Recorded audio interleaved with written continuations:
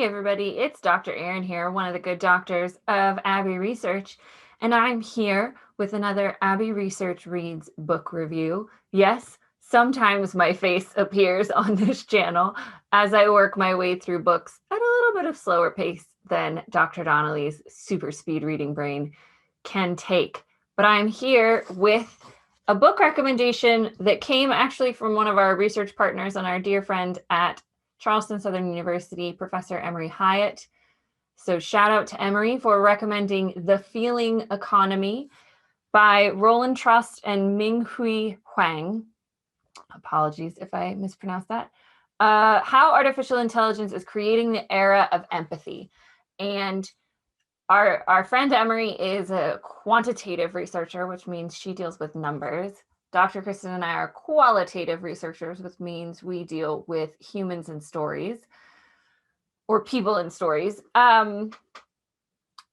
So she knew of our dedication as empathy educators and thought this book would be perfect for us, and she wasn't wrong. It's a really interesting look at kind of the growth of artificial intelligence, but also the changing economic models in the United States, and how the authors argue that empathy is going to be a big factor in where our economy is going.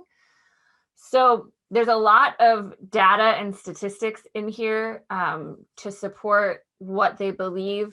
I think it's lacking a little bit of a qualitative analysis. And what I mean by that is in terms of looking at how systems of oppression and marginalization impact things. One of their main arguments is that in a feeling economy, which is the economy we are moving towards, where artificial intelligence is doing a lot of the physical and thinking tasks. By a feeling economy, we will need humans for the feeling and the emotions. And that is something that we know women statistically are more empathetic. And so their argument is that more women will be employed in positions of power in a feeling economy, which I don't disagree with on its face value, but it's one of the examples in which I would have loved for them to then speak to humans and gather some qualitative data around that supposition, and maybe they will in future. But it doesn't take into consideration the ways in which women, especially BIPOC women, have been marginalized and continue to be marginalized, discriminated against, lacking opportunities for mentorship, etc., in a way that impacts our economy. So I would say read this book and take it with a grain of salt. I would like to see more human analysis in it rather than data and statistics.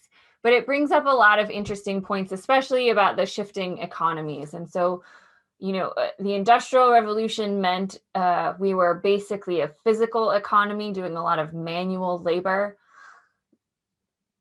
Artificial intelligence, machine intelligence replaced a lot of that. And so then we're in the thinking economy, but now we're having artificial intelligence replacing a lot of the thinking tasks. And so we need humans for the feeling aspect of it.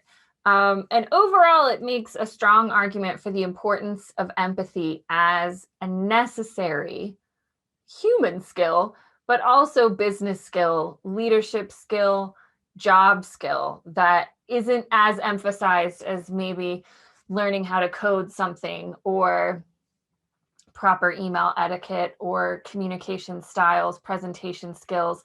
Empathy should be on the top of everyone's list. It's one of the reasons why Dr. Kristen and I are empathy educators, because we feel very strongly about what empathy is and how it can help people.